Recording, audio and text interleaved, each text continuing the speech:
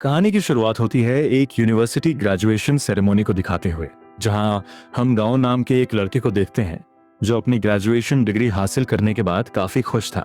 और उसके इस खुशी में शामिल होने के लिए उसके माता पिता और उसकी गर्लफ्रेंड शोहोए भी वहां पर मौजूद थी। गहान एक मिडिल क्लास फैमिली से बिलोंग करता था और वो लोग काफी मेहनत करके अपना गुजारा करते थे। अपने मेहनत के दम पर गहान को देश की टॉप यूनिवर्सिटी में पढ़ने का मौका मिला, जहां से आज वह ग्रेजुएट हुआ है। उसके पास ना तो स्ट्रॉन्ग बैकग्राउंड था और ना ही कोई सोर्स। अपनी जिंदगी में जो भी हासिल करना था वो अपने दम पर ही करना था। अब इसी बीच गावान के दोस्त तूफान के पिता मिस्टर चू उसके पास आते हैं और बताते हैं कि मेरा बेटा भी अच्छे नंबरों से पास हो गया है और इस सब की वजह गावहन है। खैर, गावहन को लगता था कि उसके अंदर इतनी काबिलियत है कि वो फाइनेंस इंडस्ट्री में खुद बिना किसी सपोर्ट के अपना करियर बना सकता है, जो उसकी सबसे बड़ी गलतफहमी थी। क्योंकि यह वो मुश्किल वक्त था जब विदेश से पीएचडी करने वाले लोग भी फाइनेंस इंडस्ट्री में नौकरी पाने के लिए तरस रहे थे और नौकरी ना मिलने पर मजदूरी तक करने को तैयार थे। ऐसे में सिर्फ स्किल्स और डिग्री के दम पर नौकरी मिल पाना लगभग नामुमकिन था। लेकिन गावहान अभी इस सच्चाई से अनजान था और पूरे आत्मविश्वास के साथ फाइनेंस इंडस्ट्री में अपना करियर बनाने के लिए एक कंपनी में जॉब के लिए अप्लाई करता है। लेकिन जब वह वहां पहुंचता है तो वहां का नजारा देखकर उसके पैरों तले जमीन खिसक जाती है, क्योंकि एक छोटी सी इंटर्नशिप पोजीशन के लिए भी 400 से ज्यादा लोग लाइन में खड़े थे। गावहान भी उसी लाइन में लग जाता है और घंटों इंतजार करता रहता है, लेकिन दोपहर तक भी उसका नंबर नहीं आता। और तभी अचानक बैंक ऑफिसर एक नोटिस जारी करता है कि रिक्रूटमेंट प्रोसेस फिलहाल बंद कर दिया गया है और अब किसी का इंटरव्यू नहीं लिया जाएगा। ये सुनते ही गावहान पूरी तरह निराश हो जाता है और चुपचाप वहां से वापस लौट जाता है। अब वह एक रेस्टोरेंट में बैठा अपनी किस्मत को सोच ही रहा होता है कि तभी उसके फोन पर एक कॉल आता है और दूसरी तरफ से उसे बताया जाता है कि international investment bank blue stone में उसकी जॉब लग गई है और उसे अगले दिन सुबह ज्वाइन करने के लिए बुलाया जाता है। यह सुनकर गावहान की खुशी का कोई ठिकाना नहीं रहता और उसे लगता है कि उसकी मेहनत आखिरकार रंग लाई है। लेकिन असलियत कुछ और ही थी, क्योंकि ये नौकरी उसे उसकी काबिलियत से नहीं बल्कि उसके दोस्त चूफन के पिता मिस्टर चू की सिफारिश की वजह से मिली थी, जो कि जनंग एनर्जी के सीईओ और ब्लू स्टोन के बड़े क्लाइंट थे। लेकिन गावहान इस सच्चाई से पूरी तरह अनजान था।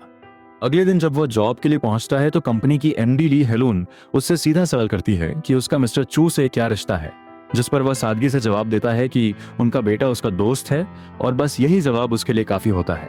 क्योंकि उसी पल ली हेलून उसे जॉब पर हायर कर लेती है। इसके बाद नए कर्मचारियों का स्वागत करने के लिए ऑफिस में एक वेलकम मीटिंग रखी जाती है, जहां से गावहान की जिंदगी का एक नया और खतरनाक अध्याय शुरू होने वाला था। ऑफिस में मैनेजर माइक नए एम्प्लॉइज का स्वागत करते हुए उन्हें एक मोटिवेशनल वेलकम स्पीच देता है। वहीं वह साफ शब्दों में यह भी कह देता है कि खुद को साबित करने के लिए उनके पास सिर्फ 6 महीने का समय है और अगर इस दौरान उन्होंने कुछ खास नहीं किया तो उन्हें बाहर का रास्ता दिखा दिया जाएगा। ये सुनते ही गावहान का चेहरा सीरियस हो जाता है और उसी पल वह मन ही मन फैसला करता है कि वह अपनी मेहनत और काबिलियत के दम पर खुद को साबित करके दिखाएगा। लेकिन जब वह घर लौट रहा होता है तो अचानक उसे एहसास होता है कि उसके बैंक अकाउंट में सिर्फ 3000 युवान ही बचे हैं, जो कि इतने भी नहीं है कि वो ऑफिस जाने के लिए एक ढंग का सूट खरीद सके।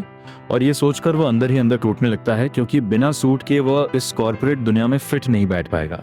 तभी उसकी गर्लफ्रेंड शाओवे वहां आती है और बिना कुछ कहे उसे 8000 युवान का एक सूट गिफ्ट करती है, जिसे देखकर गावहान के दिल में एक साथ खुशी और शर्म दोनों की भावना उमड़ पड़ती है और उसी पल वह यह ठान लेता है कि एक दिन वह उसे एक बेहतर जिंदगी जरूर देगा। अगले दिन ऑफिस में उसकी मुलाकात ब्लू स्टोन के जनरल मैनेजर जंगथाक से होती है, जहां एचआर डिपार्टमेंट उसे एक इंटर्न के रूप में जंगथाक के अंडर काम करने के लिए असाइन करता है। लेकिन जंगथाक को उसमें कोई खास दिलचस्पी नहीं होती, क्योंकि ना तो गावहान के पास कोई बड़ा एक्सपीरियंस है, ना वह किसी एलाइट यूनिवर्सिटी से है और ना ही किसी अमीर बैकग्राउंड से आता है, यानी उसके हिसाब से गावहान उसके लिए ही काम का नहीं था। इसी वजह से जंगथाक तुरंत एक रिजेक्शन लेटर प्रिंट करता है और उसे किसी दूसरे मेंटर के पास जाने के लिए कह देता है। लेकिन गावहान इतनी आसानी से हार मानने वालों में से नहीं था और तभी उसकी नजर वहां लगी स्क्रीन पर जाती है, जहां जंगथाक किसी पॉलिसी डेटा पे काम कर रहा था और गावहान तुरंत उसमें एक गलती पकड़ लेता है और उसे सुधारने का सुझाव देता है। ये देखकर जंगथाक पहली बार उसकी काबिलियत को नोटिस करता है और तभी एक इमरजेंसी कॉल आती है, जिसमें बताया जाता है कि उन्हें तुरंत एक हेलीकॉप्टर का निरीक्षण करने जाना है और जंगथाक बिना देर किए गावहान को अपने साथ ले जाता है। जहां पहुंचते ही हेलीकॉप्टर कंपनी का मैनेजर उनका स्वागत करता है और यहीं से कहानी एक नए मोड़ की तरफ बढ़ने लगती है। दरअसल जंगथाक को बायर्स के लिए हेलीकॉप्टर कंपनी के नए प्रोडक्ट की एक डिटेल्ड रिपोर्ट तैयार करनी थी, लेकिन वो सिर्फ एक बार हेलीकॉप्टर में बैठकर सतही निरीक्षण करने वालों में से नहीं था। इसलिए वो मैनेजर से साफ कहता है कि इस तरह की रिपोर्ट सही तरीके से तैयार नहीं की जा सकती और इसके लिए हेलीकॉप्टर के हर एक पुर्जे को खोलकर बारीकी से जांचना जरूरी है। उसके इस फैसले के बाद तुरंत फॉरेन इंजीनियर्स की एक टीम बुलाई जाती है जो हेलीकॉप्टर के पार्ट्स को अलग करना शुरू कर देती है, और गाहान भी बाकी टीम के साथ हर एक पुर्जे की गहराई से जांच करने में लग जाता है, जहां उन्हें कई ऐसी खामियां नजर आती हैं जो ज्यादातर इंपोर्टेड पार्ट्स में थीं। और ये देखकर कंपनी के मैनेजर का चेहरा उतर जाता है, क्योंकि अब ये डील खतरे में पड़ सकती थी। तभी जंगथाक अपनी चाल चलता है और एक शर्त रखता है कि अगर कंपनी अपनी वैल्यूएशन को आधा करने के लिए तैयार हो जाए तो वह रिपोर्ट को बिना किसी समस्या के अप्रूव कर देगा, और मजबूरी में मैनेजर को यह शर्त माननी पड़ती है। इस पूरे मामले के बाद जंगथाक गाहान की काबिलियत को समझ जाता है और उसे अपना टेम्पररी असिस्टेंट बना लेता है, जिसके बाद वह उसे धीरे धीरे कंपनी के असली काम से परिचित कराना शुरू करता है। ब्लूस्टोन एक पुरानी और प्रतिष्ठित इन्वेस्टमेंट बैंक थी जिसका मुख्य काम आईपीओ अंडरराइटिंग था, यानी ऐसी छोटी लेकिन संभावनाओं से भरी कंपनियों को सही वैल्यूएशन पर स्टॉक मार्केट में लिस्ट कराना। और यहीं से गाहान की जिंदगी पूरी तरह बदलने लगती है। अब उसकी लाइफ पहले से कहीं ज्यादा बिजी हो जाती है, जहां हर प्रैक्टिकल प्रोजेक्ट के साथ उसे ऐसी ऐसी चीजें सीखने को मिलती हैं जो किताबों में कभी नहीं सिखाई जाती, और धीरे धीरे वह इस चमकदार लेकिन खतरनाक दुनिया का हिस्सा बनता जा रहा था। इन्हीं छोटी छोटी बारीकियों को समझते हुए गाहान धीरे धीरे फाइनेंस इंडस्ट्री को करीब से जानने लगता है, और जंगथाक भी उसकी लगन और सीखने की भूख देखकर उसे हर जरूरी चीज सिखाने लगता है। उसके हर डाउट को पेशेंटली क्लियर करता है, और यहाँ तक कि क्लाइंट डील प्लान तैयार करने में भी उसे अपने साथ शामिल करने लगता है, जिससे गाहान का कॉन्फिडेंस और समझ दोनों तेजी से बढ़ने लगते हैं। फिलहाल जंगथाक एक फार्मास्यूटिकल कंपनी के प्रोजेक्ट पर काम कर रहा होता है, और वो गाहान को उस कंपनी के लिए आईपीओ प्रपोजल तैयार करने की जिम्मेदारी देता है, जिसके बाद गाहान पूरी मेहनत के साथ डाटा इकट्ठा करता है, उसे मार्केट एनालिसिस के साथ जोड़ता है और एक मजबूत वैल्यूएशन प्रपोजल तैयार करता है। लेकिन जब मीटिंग होती है तो कंपनी का जनरल मैनेजर अपनी चाल चलता है और वो अपनी कंपनी को विदेश में लिस्ट कराने के साथ साथ ज्यादा से ज्यादा वैल्यूएशन की मांग करता है, और इसी वजह से वो गाहान के प्रपोजल को सीधे खारिज कर देता है। साथ ही ये भी कहता है कि फाइनेंशियल रिपोर्ट वे खुद तैयार करेंगे और ब्लू स्टोन को बस उस पर साइन करना होगा। ये बात जंगथाक के सिद्धांतों के खिलाफ थी, इसलिए वह बिना कोई समझौता किए उस डील को ठुकरा देता है और गाहान के साथ वहां से वापस आ जाता है। और यहीं गाहान को पहली बार समझ आता है कि इस इंडस्ट्री में सिर्फ पैसा ही सब कुछ नहीं होता, बल्कि अपने उसूलों पर टिके रहना भी उतना ही जरूरी होता है। अगले दिन ऑफिस में एक छोटी सी घटना गाहान की सोच को और बदल देती है, जब वह एक क्लीनर से मिलता है जो बल्ब ठीक कर रहा होता है, और वो उससे कैजुअली बताता है कि भले ही ऑफिस में कई लोग जंगथाक को पसंद नहीं करते, लेकिन सच्चाई यह है कि वही लोग चुपके से उन कंपनियों के शेयर खरीदते हैं जिनका आईपीओ जंगथाक ने लॉन्च किया होता है, क्योंकि उन्हें पता है कि लंबे समय में उन स्टॉक से पक्का मुनाफा होता है। और इसी बात से गाहान को यह एहसास होता है कि जंगथाक सिर्फ एक बॉस नहीं, बल्कि इस कंपनी का सबसे काबिल और ईमानदार इंसान है, जो दिखने में भले सख्त हो लेकिन अंदर से अपने काम के प्रति पूरी तरह सच्चा है। खैर, अब गाहान खुद को साबित करने के लिए एक नया तरीका अपनाता है, जहां वह एक डॉग फूड कंपनी के प्रोडक्ट को उठाकर अलग अलग जगहों पर जाकर स्ट्रीट सर्वे करता है, लोगों की राय समझता है और फिर उसी के आधार पर एक मजबूत प्रपोजल तैयार करके उस कंपनी की महिला सीईओ को भेज देता है। और उसका ये अलग और प्रैक्टिकल अप्रोच उस सीईओ को काफी पसंद आता है, जिसके बाद वो उससे मिलने का फैसला करती है। ये खबर सुनकर गाहान की खुशी का ठिकाना नहीं रहता, और वह जंगथाक के साथ मिलकर एक सॉलिड स्ट्रेटजी तैयार करता है, और अगले ही दिन दोनों मीटिंग के लिए गोल्फ कोर्स पर पहुंचते हैं। लेकिन वहां एक अजीब चीज होती है, जहां वो महिला सीईओ जंगथाक को लगभग नजरअंदाज कर देती है और पूरी दिलचस्पी गाहान में दिखाने लगती है। गाहान समझदारी से बातचीत को उसके कुत्तों के प्रति लगाव की तरफ मोड़ देता है, जिससे वो और भी ज्यादा इंप्रेस हो जाती है, और इसी दौरान वो उसे अपने घर आने का न्योता देती है ताकि आईपीओ के बारे में डिटेल में बात की जा सके। लेकिन जंगथाक उसकी नीयत को समझ जाता है और रास्ते में गाहान से कहता है कि अगर वो सहज महसूस नहीं करता तो उसे वहां जाने की जरूरत नहीं है। लेकिन गाहान के लिए यह खुद को साबित करने का एक बड़ा मौका था, इसलिए वह जाने का फैसला करता है, और उसी शाम वह महिला सीईओ के घर पहुंचता है, जहां वो उसे ड्रिंक ऑफर करती है। लेकिन गाहान सीधे डील की बात करता है, जिससे साफ पता चलता है कि उसका फोकस सिर्फ काम पर है। लेकिन वह महिला उसकी बातों को नजरअंदाज करते हुए उसे अपनी तरफ आकर्षित करने की कोशिश करती है, और जब गाहान उसे साफ मना कर देता है तो वह नाराज हो जाती है और एक अजीब शर्त रखती है कि अगर वो उसके कुत्ते के बर्तन में रखा खाना खा ले तो ही वह डील फाइनल करेगी। अब अपने सामने उस मौके को हाथ से जाते हुए देखकर और खुद को साबित करने की जिद में गाहान बिना कुछ सोचे उस कुत्ते के बर्तन में रखा सारा खाना खा लेता है, और यहीं से उसकी कहानी एक और गहरे मोड़ की तरफ बढ़ने लगती है। उसके बाद वह महिला सीईओ डील को फाइनल कर देती है, और अगली सुबह गाहान पूरे कॉन्फिडेंस के साथ कॉन्ट्रैक्ट तैयार करके जंगथाक के पास जाता है और उसे बताता है कि डील मौखिक रूप से कंफर्म हो चुकी है। लेकिन ये सुनते ही जंगथाक टेंशन में आ जाता है, क्योंकि वो अच्छी तरह जानता था कि वर्बल एग्रीमेंट की इस इंडस्ट्री में कोई वैल्यू नहीं होती। इसीलिए वो बिना समय गंवाए गावहान को साथ लेकर उस कंपनी में पहुंचता है ताकि डील को लिखित रूप दिया जा सके। लेकिन वहां पहुंचकर उन्हें झटका लगता है जब महिला सीईओ उनसे मिलने से ही मना कर देती है और बाद में पता चलता है कि वो प्रोजेक्ट किसी दूसरी कंपनी को दे चुकी है। और तभी गावहान को एहसास होता है कि उसके साथ एक खेल खेला गया है। इसके अगले ही दिन जंगथाक को जनरल मैनेजर्स की एक जरूरी मीटिंग का नोटिस मिलता है, जहां ली हेलून न्यूयॉर्क की एचसी टेक्नोलॉजी में एक बड़े इन्वेस्टमेंट के लिए दबाव बना रही होती है। लेकिन नियमों के अनुसार 500 मिलियन से ज्यादा के किसी भी इन्वेस्टमेंट के लिए internal audit committee unanimous approval जरूरी होती है। मीटिंग में रिपोर्ट देखने के बाद जंगथाक को छोड़कर बाकी सभी जनरल मैनेजर्स उस पर साइन कर देते हैं। लेकिन जंगथाक बिना किसी दबाव में आए साफ मना कर देता है और कहता है कि उसे इस इन्वेस्टमेंट के पीछे कोई ठोस कारण नजर नहीं आ रहा और वो किसी भी इन्वेस्टर्स का पैसा जोखिम में नहीं डाल सकता। और इतना कहकर वह मीटिंग रूम से बाहर निकल जाता है। लेकिन ली हेलून इतनी आसानी से हार मानने वालों में से नहीं थी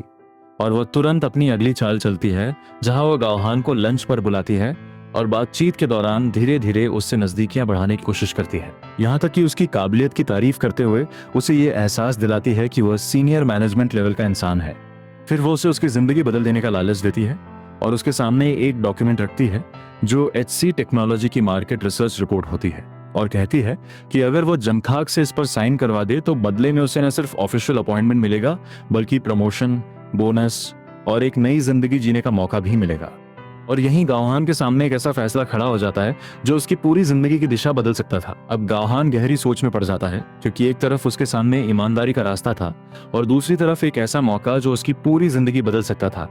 लेकिन इसी बीच ऑफिस में जंगथाक उसे बताता है कि ली हेलून ने मीटिंग के दौरान फर्जी रिपोर्ट का इस्तेमाल किया था और नंबर्स में साफ गड़बड़ी की है। और जब वह पिछले कुछ सालों की एचसी टेक्नोलॉजी की रिक्रूटमेंट रिपोर्ट देखता है तो एक और चौंकाने वाली बात सामने आती है कि कंपनी लगातार फैक्ट्री वर्कर्स को हायर कर रही थी,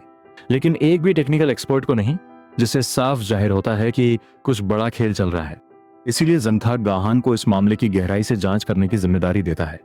लेकिन उसे इस बात का अंदाजा भी नहीं होता कि उसके अपने ही छात्र के मन में लालच धीरे धीरे अपनी जगह बना चुका है। इसके बाद गावहान एचसी टेक्नोलॉजी की सच्चाई जानने के लिए सिर्फ फाइलों तक सीमित नहीं रहता, बल्कि वो कंपनी के ट्रकों का पीछा करते हुए बंदरगाह तक पहुंचाता है। वहां छुपकर तस्वीरें लेता है और धीरे धीरे कई ऐसी गड़बड़ियों का पता लगाता है जो इस पूरे खेल को बेनकाब कर सकती थी। वह सारी संदिग्ध जानकारी लेकर जंगथाक के पास पहुंचता है और जंगथाक बिना ज्यादा देर किए उन डॉक्यूमेंट्स पर साइन कर देता है क्योंकि उसे अपने छात्र पर पूरा भरोसा होता है। और इसी भरोसे के साथ वह गावहान से कहता है कि अगले महीने वह यूरोप हेडक्वार्टर्स जा रहा है और वहां उसके परमानेंट अपॉइंटमेंट के लिए खास सिफारिश करेगा। जब गावहान उससे पूछता है कि उसके सिलेक्शन के कितने चांस हैं तो जंगथाक जवाब देता है लगभग 80%। लेकिन दूसरी तरफ ली हेलून उसे पहले ही 100% का भरोसा दे चुकी थी और यही फर्क गावहान के फैसले को बदल देता है। अगले ही दिन गावहान जंगथाक के साइन किए हुए डॉक्यूमेंट्स लेकर सीधे ली हेलून के पास पहुंचता है और यहीं पर सच्चाई सामने आती है कि उसने चालाकी से एचसी टेक्नोलॉजी की असली मार्केट रिसर्च रिपोर्ट पर नहीं बल्कि उस फर्जी रिपोर्ट पर जंगथाक के साइन करवा लिए थे जो ली हेलून ने उसे दी थी। इसके बाद वो ली हेलून के सामने एक और डॉक्यूमेंट रखता है जो उसकी फुल टाइम जॉब का कॉन्ट्रैक्ट होता है और इस बार वो खुद वही बात दोहराता है कि इस दुनिया में वर्बल एग्रीमेंट की कोई कीमत नहीं होती और ली हेलून भी उसकी इस शर्त को मानते हुए उस पर साइन कर देती है। और इसी एक फैसले के साथ गावहान उस रास्ते पर कदम रख देता है जहां से वापस लौटना अब आसान नहीं था। इसके बाद गावहान के कहने पर ली हेलून उसे एचसी टेक्नोलॉजी के ऑफिस उस दिन लेकर जाती है जब कॉन्ट्रैक्ट साइन होना था और जैसे ही दोनों पक्ष सिग्नेचर करने वाले होते हैं तभी गावहान अचानक एक गोपनीय जांच रिपोर्ट पेश कर देता है जो पूरे खेल की सच्चाई को उजागर कर देती है, क्योंकि उस रिपोर्ट में साफ दिखाया गया था कि कंपनी जितना प्रोडक्ट बेच रही थी उसकी मात्रा उनके खरीदे गए कच्चे माल से भी ज्यादा थी। इस चौंकाने वाली सच्चाई के पीछे असली कारण ये था कि जो ट्रक माल ढोने के लिए इस्तेमाल किए जा रहे थे वे असल में खाली ही बंदरगाह तक जाते और बिना कोई सामान लिए वापस लौट आते थे। यानी पूरी कंपनी के आंकड़े फर्जी थे। और ये सुनते ही एचसी टेक्नोलॉजी के प्रतिनिधि का चेहरा पीला पड़ जाता है और वह तुरंत मामले को संभालने के लिए बातचीत शुरू कर देता है। आखिरकार स्थिति को बचाने के लिए वो ब्लू स्टोन का कमीशन दोगुना करने और 5% अतिरिक्त शेयर देने के लिए तैयार हो जाते हैं और इस तरह गावहान का लक्ष्य पूरा हो जाता है और कॉन्ट्रैक्ट सफलतापूर्वक साइन हो जाता है। इसके बाद ली हेलून पूरे ऑफिस के सामने गावहान की परमानेंट पोजीशन की अनाउंसमेंट कर देती है, लेकिन दूसरी तरफ जंगथाक इस सबसे बेहद आहत होता है और वह ब्लू स्टोन से इस्तीफा दे देता है क्योंकि वो उस इंसान के साथ काम नहीं कर सकता जिसने उसके भरोसे को तोड़ा हो। कुछ ही समय बाद ली हेलून कंपनी की प्रेसिडेंट बन जाती है और गावहान को मैनेजर के पद पर प्रमोट कर देती है और अब वो उसे हर बड़ी मीटिंग में अपने साथ ले जाने लगती है। जिससे गावहान तेजी से इस पावरफुल दुनिया का हिस्सा बनता जाता है। वहीं दूसरी तरफ जंगथाक अपनी खुद की इन्वेस्टमेंट कंसल्टेंसी फर्म शुरू कर देता है, जबकि ली हेलून एक नई चाल चलते हुए जनंग एनर्जी नाम की कंपनी का आईपीओ लॉन्च करने की तैयारी शुरू करती है और इस पूरे प्रोजेक्ट की जिम्मेदारी गावहान को सौंप देती है। असल में उसका असली मकसद कुछ और ही था, क्योंकि वह गावहान के जरिए उसके दोस्त चूफंग के पिता मिस्टर चू के साथ अपने रिश्तों का फायदा उठाकर एक खास डील करना चाहती थी। और अगले ही दिन गावहान जनंग एनर्जी पहुंचता है, जहां उसका दोस्त चूफंग उसका स्वागत करता है और यहीं से कहानी एक बार फिर नए और खतरनाक मोड़ की तरफ बढ़ लगती है। खासकर मिस्टर चू, जो गावहान की कामयाबी से बेहद खुश थे और उन्हें इस बात पर गर्व था कि उनके बेटे का दोस्त आज इस मुकाम तक पहुंच चुका है। इसके बाद तीनों के बीच एक अहम डिस्कशन शुरू होता है, जहां मिस्टर चू बताते हैं कि जेन एनर्जी मुख्य रूप से हाइड्रोजन एनर्जी पर काम कर रही है और उन्होंने एक नई एनर्जी स्टोरेज मटेरियल डेवलप की है जो लोडिंग कैपेसिटी और सेफ्टी को लगभग 10 गुना तक बढ़ा सकती है, और साथ ही ये टेक्नोलॉजी कॉस्ट एफिशिएंट और इको फ्रेंडली भी है। वह आगे बताते हैं कि अगर ये टेक्नोलॉजी सफलतापूर्वक कमर्शियल हो जाती है तो इससे बिजली की कीमतें काफी कम हो जाएंगी, आम लोगों को सीधा फायदा मिलेगा और विदेशी कंपनियों की मोनोपोली भी खत्म हो सकती है। यानी ये सिर्फ एक बिजनेस प्रोजेक्ट नहीं बल्कि एक बड़ा बदलाव साबित हो सकता है। लेकिन गावहान इस पूरे प्रोजेक्ट को एक अलग नजरिए से देखता है और वह मिस्टर चू से कहता है कि इतने बड़े प्रोजेक्ट के लिए सिर्फ आईपीओ से आने वाली फंडिंग पर निर्भर रहना काफी नहीं होगा और उन्हें लगातार अतिरिक्त फंडिंग की जरूरत पड़ेगी। और इसी बातचीत के दौरान ली हेलून की एक्सक्लूसिव डील का मुद्दा सामने आता है। गावहान इस डील के बारे में पहले से कुछ नहीं जानता था, इसलिए वह तुरंत ली हेलून से इस बारे में बात करता है, लेकिन ली हेलून उसे इस डील को आगे बढ़ाने के लिए दबाव डालती है और मजबूरी में गावहान इस नए एग्रीमेंट को लेकर मिस्टर चू के पास पहुंचता है। वो उनके सामने एक शर्त रखता है कि अगर उनकी कंपनी अगले 2 साल तक लगातार रेवेन्यू ग्रोथ की गारंटी दे तो ब्लूस्टोन उन्हें अतिरिक्त फंडिंग देगा जो कम से कम $5 अरब तक हो सकती है। और जब मिस्टर चू पूछते हैं कि इसके बदले ब्लूस्टोन क्या चाहता है, तो गावहान साफ कहता है कि ब्लूस्टोन जेन एनर्जी के 10% शेयर लेकर कंपनी का दूसरा सबसे बड़ा शेयर होल्डर बन जाएगा। मिस्टर चू कुछ देर सोचते हैं, हालात को समझने की कोशिश करते हैं और आखिरकार उस एग्रीमेंट पर साइन कर देते हैं,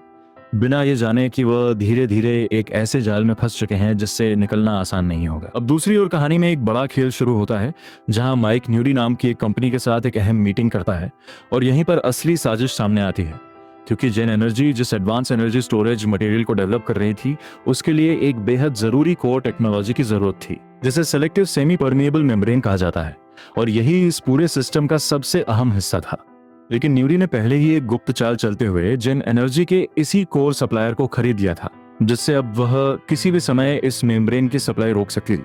और अगर ऐसा होता तो जेन एनर्जी के सारे प्रोडक्शन रुक जाते, कॉन्ट्रैक्ट टूट जाते और भारी जुर्माने के साथ अधूरे प्रोडक्ट्स का बोझ कंपनी कैश फ्लो को पूरी तरह तबाह कर देता। इसके बाद प्लान यह था कि जेन एनर्जी के शेयर प्राइस को $10 से नीचे गिरा दिया जाए और एक्सक्लूसिव एग्रीमेंट के चलते कंपनी को अपने 10% शेयर और कंट्रोल राइट्स भी गंवाने पड़े, और फिर उसी मौके का फायदा उठाकर न्यूडी पूरी कंपनी को एक्वायर कर ले, उसकी नई टेक्नोलॉजी पर कब्जा कर ले और उसे एक शेल कंपनी के रूप में इस्तेमाल करके मार्केट में अपनी पकड़ मजबूत कर ले। लेकिन दूसरी तरफ कुछ ही दिनों बाद जेन एनर्जी आधिकारिक तौर पर हांगकांग स्टॉक मार्केट में लिस्ट हो जाती है और शुरुआत में उसके शेयर प्राइस तेजी से ऊपर जाने लगते हैं, जिससे आम लोग भी उसमें निवेश करने लगते हैं और न्यूज चैनलों में उसकी चर्चा हर तरफ होने लगती है। इसी दौरान जंगथाक, जो अब अपनी अलग फर्म चला रहा था, इस तेजी को नोटिस करता है और उसे महसूस होता है कि यह कंपनी मार्केट में एक डार्क हॉर्स की तरह उभर रही है। लेकिन उसकी तेज नजरें जल्द ही इस बढ़ते हुए ग्राफ में एक अजीब पैटर्न पकड़ लेती हैं, जो आने वाले ट्रेंड रिवर्सल की तरफ इशारा कर रहा था। उधर गावहान के साथ एक बड़ा हादसा हो जाता है और उसे अस्पताल में भर्ती करना पड़ता है, जिससे वो इस पूरे गेम से कुछ समय के लिए दूर हो जाता है। और ठीक इसी मौके का फायदा उठाते हुए क्लीन एनर्जी इंडस्ट्री के कोर सप्लायर मॉस टेक्नोलॉजी अचानक बिजनेस एडजस्टमेंट का हवाला देकर जेन एनर्जी को सप्लाई पूरी तरह बंद करने की घोषणा कर देती है। और यहीं से वो तूफान शुरू होता है जो सब कुछ बदलने वाला था। जैसे ही सप्लाई बंद होने की खबर फैली, स्टॉक मार्केट हिल गया और जेन एनर्जी के शेयर तेजी से गिरने लगे, जिससे हजारों छोटे निवेशकों की पूंजी पल भर में खत्म हो गई। और इसी मौके का फायदा उठाकर ली हेलून ने चुपचाप शेयर खरीदने शुरू कर दिए ताकि कीमत को $10 से नीचे लाया जा सके। फिर वह माइक के साथ मिस्टर चू के पास पहुंचती है और एक्सक्लूसिव एग्रीमेंट के तहत 10% शेयर ट्रांसफर करने की मांग करती है। और हालात से टूट चुके मिस्टर चू मजबूरी में उस पर साइन कर देते हैं, क्योंकि उन्हें समझ आ चुका था कि खेल खत्म हो चुका है। कुछ ही समय बाद खबर आती है कि न्यूडी ने भी बड़ी मात्रा में शेयर खरीद लिए हैं और अब वो कंपनी पर कब्जा करने की तैयारी में है। और ये सब झेल न पाने के कारण मिस्टर चू को हार्ट अटैक आ जाता है। जब गाओहान को होश आता है और वह यह सब जानता है तो उसे समझ आता है कि उसका इस्तेमाल किया गया था और गुस्से में वो ऑफिस जाकर तुरंत इस्तीफा दे देता है। लेकिन ली हेलून उसे उसकी ही गलतियां याद दिलाती है, जिससे उसे एहसास होता है कि इस खेल में उसकी भी बराबर की जिम्मेदारी थी। आखिर में जब वो हॉस्पिटल पहुंचता है तब तक मिस्टर चू इस दुनिया से जा चुके होते हैं और उनका बेटा गुस्से में उसे वहां से भगा देता है और वहीं खड़ा गाओहान पहली बार अपनी गलतियों का असली बोझ महसूस करता है। और इसी के साथ एक सपना जो मेहनत से शुरू हुआ था, लालच की वजह से पूरी तरह बिखर जाता है। इसके बाद जिन एनर्जी एक्सचेंज से ट्रेडिंग सस्पेंड करने की अपील करती है और उसी दिन के लिए ट्रेडिंग रोक दी जाती है। लेकिन ली हेलून को अब अगले हफ्ते तक इंतजार करना था, क्योंकि मार्केट खुलते ही उसका प्लान था कि चूफंग को कंपनी से बाहर कर दिया जाए। लेकिन इस बार खेल पलटने वाला था, क्योंकि जनथाक पहले ही एक कदम आगे सोच चुका था और वह जानता था कि किसी भी टेक्नोलॉजी कंपनी की असली ताकत उसके शेयर नहीं बल्कि उसके इंजीनियर्स होते हैं। इसलिए चूफंग ने एक नई कंपनी बनाई और जेन एनर्जी के सभी टैलेंटेड इंजीनियर्स को अपने साथ जोड़ लिया। जैसे ही मंडे को मार्केट खुला, जनथाक के ऑपरेटर्स ने अपने सारे शेयर बेचना शुरू कर दिए, जिससे प्राइस तेजी से गिरने लगा और हालात बिगड़ते देख न्यूडी ने भी अपने शेयर बेच दिए, जिससे पूरा मार्केट क्रैश हो गया। ली हेलून, जिसने हाई प्राइस पर भारी मात्रा में शेयर खरीदे थे, उसे बहुत बड़ा नुकसान हुआ और ब्लूस्टोन ने उसी को जिम्मेदार ठहराते हुए कंपनी से निकाल दिया। कुछ समय बाद चूफंग और गाओहान खुद हांगकांग सिक्योरिटीज कमीशन के सामने पेश होते हैं और इस पूरे खेल की जिम्मेदारी लेते हैं, जिसके बाद चूफंग को 4 साल 5 महीने की सजा मिलती है। ली हेलून को 7 साल की सजा और इंडस्ट्री से बैन कर दिया जाता है, जबकि गाओहान और जमथाक को 6 महीने की सजा और 3 साल के लिए उनका लाइसेंस सस्पेंड कर दिया जाता है। लेकिन सजा के बाद भी कहानी यहीं खत्म नहीं होती, क्योंकि गाओहान अब जंगथाक की कंसल्टिंग फर्म में शामिल हो जाता है और दोनों मिलकर एक नई शुरुआत करने का फैसला करते हैं, इस बार बिना लालच के, सिर्फ ईमानदारी के साथ। और इसी के साथ ये कहानी हमें सिखाती है कि सफलता अगर गलत रास्ते से हासिल की जाए तो उसका अंजाम हमेशा बर्बादी ही होता है। अगर आपको ये कहानी पसंद आई हो तो लाइक, शेयर और चैनल को सब्सक्राइब करना ना भूलें। मिलते हैं अगली कहानी में।